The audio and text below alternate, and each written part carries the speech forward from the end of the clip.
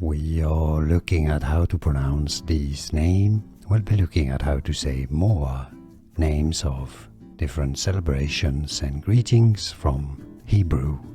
Stay tuned. In Hebrew indeed, it is said as Pesach. Pesach. Easy once you know. Pesach.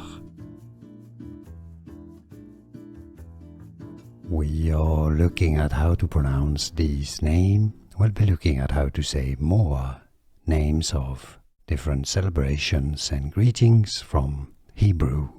Stay tuned. In Hebrew indeed, it is said as Pesach. Pesach. Easy once you know. Pesach. Here are more videos on how to pronounce more confusing words and names too many mispronounced. Like this video if you found it useful. I appreciate your support. I'll see you soon and thanks for watching.